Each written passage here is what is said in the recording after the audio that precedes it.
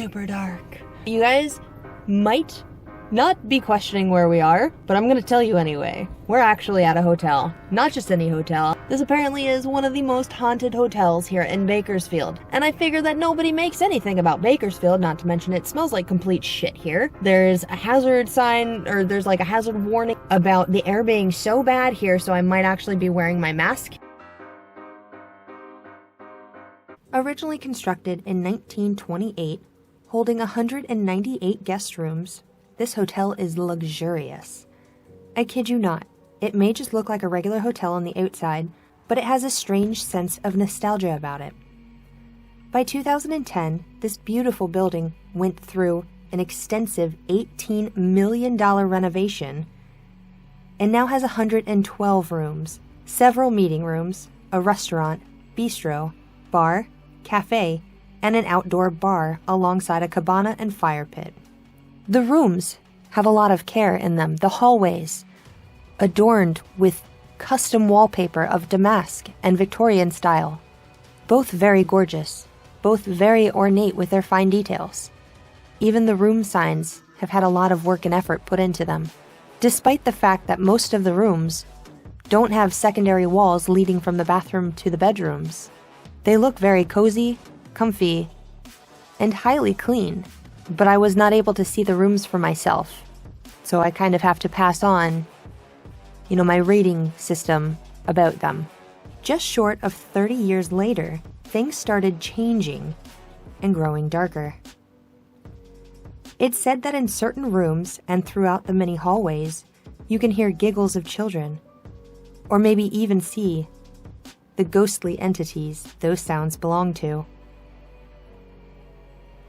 Staff has reported seeing a child, a girl, in 1920s garb, including hat and gloves, looking down from the banister. On the 8th floor stair window, there is a crow that lingers and caws. No one knows why. On the 7th floor in room 704, it is said to have a presence watching you and causing rustling noises. There are reports of water turning on and off on its own, and some people experience scratches on their bodies. The most fascinating thing, personally, is the wooden panel down in the cafe.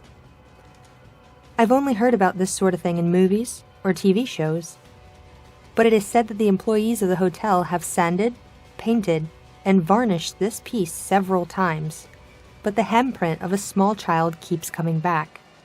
One of the attendants I personally spoke to there has seen it for himself and was more than happy to take me right to it. What caused these entities in the first place, you may be asking?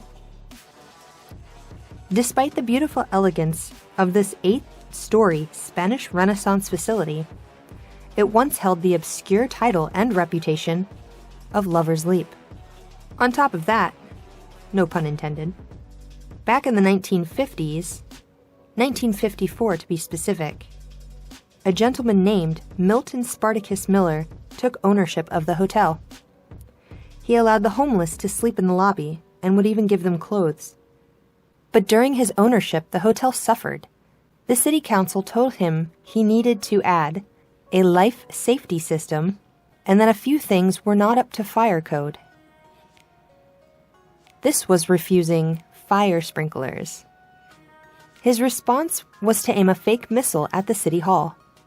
He showed his displeasure in many ways at councilmen, from hosting a 30-foot sign with red letters reading Alamo Tombstone, to baking tombstone-shaped cookies and even letting a flock of turkeys loose in the city council chambers.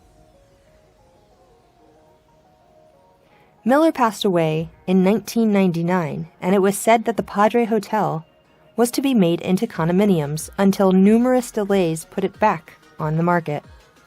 And in 2008, it was later purchased by Brett Miller and Graham Downs, forming the Padre Partners Group. During the time that Milton Spartacus Miller had ownership of the hotel, during that 1950s period, there was an unfortunate fire on the 7th floor, and later an earthquake, both that trapped many people and children on the floor, and in the basement.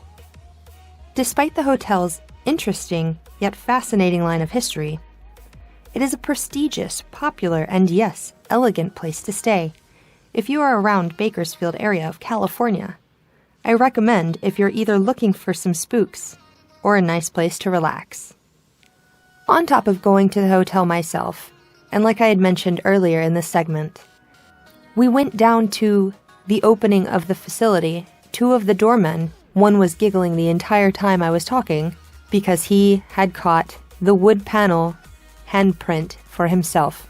He was telling me how to do it on the phone so I could see it very, very visibly. But little did I know that the picture that I took, it was, in fact, very visible, at least to my eye. The other gentleman refused to even acknowledge the fact that he had witnessed some stuff up on the 7th floor when his friend had mentioned it to us. The gentleman smiled and passed it off. But he had said that he felt pushing, almost like there is someone behind him that didn't want him there. It was really quite fascinating. My name is KEYO, and I look forward to making more of these types of videos for you guys. My love of the creepy and macabre is strong and up there. My love for the dark history has been around since I was a kid, and it grows further and further every day. Please like, share, and comment, and don't forget to subscribe to the channel for more peculiar content.